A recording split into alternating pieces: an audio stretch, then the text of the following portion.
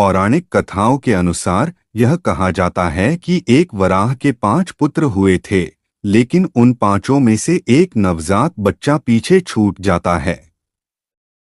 वो भूखा प्यासा तड़पने लगता है और मौत के करीब पहुंच जाता है।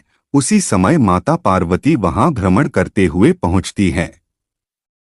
उस समय जब वहां एक नवजात वराह शिशु को देखा तो उन्हें उस पर दया आ जाती है और वे उसे लेकर कैलाश पर्वत ले जाती है। फिर वह उसे अपने पुत्र की तरह पालन करने लगती है। ऐसे ही समय के साथ कुछ सालों बाद उस बच्चे ने एक विकराल वराह का रूप ले लिया और साथ ही उसके दांत निकल आए, जिससे उसे बड़ी परेशानी होने लगी। उस खुजलाहट से बचने के लिए वो पृथ्वी पर लगी सारी फसलों को नष्ट करने लगा था। इससे पूरे संसार में भोजन की कमी होने लगी और लोग भूख से तड़पने लगे। तब भगवान शंकर ने यह सब देखा तो उन्होंने सृष्टि के कल्याण के लिए उस वराह के वध का निर्णय लिया। और जब माता पार्वती को ये पता चला तो उन्होंने महादेव से उसके प्राण न लेने की प्रार्थना की। माता की प्रार्थना पर शिव जी ने उसका वध तो नहीं किया, किंतु उसे कैलाश से निकालकर पृथ्वी पर जाने का श्राप दे दिया था। और अपनी जान बचाने के बाद उस वराह ने महादेव और माता पार्वती से प्रार्थना की और फिर भोलेनाथ ने उन्हें एक दिव्य शक्ति के रूप में पृथ्वी पर जाने और वहां मनुष्यों और उनकी फसलों की रक्षा करने का आदेश दिया। तभी से वह वराह पृथ्वी पर पंजुर्ली देव के रूप में निवास करने लगा और पृथ्वी पर फसलों की रक्षा करने लगा। इस कारण लोग उन्हें देवता की तरह पूजने लगे।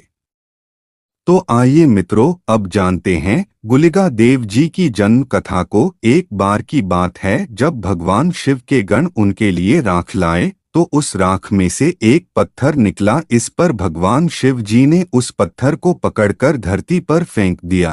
कहते हैं फिर उस पत्थर में से एक गुलिका देव का जन्म हुआ और गुलिका देव जी को भगवान विष्णु जी की सेवा में भेज दिया गया। उसके अजीब व्यवहार के कारण भगवान विष्णु जी ने उसे नेलुल्लासांके के पेट से जन्म लेने का श्राप दे दिया और जब वह 9 महीने का हुआ तो अपनी मां के पेट को चीर कर बाहर आ गया और भूख के कारण वह सब कुछ खाने लगा। उनकी भूख को नियंत्रित करने के लिए उन्हें हाथियों और घोड़ों का खून भी पिलाया गया, लेकिन उनकी भूख कभी कम नहीं हुई।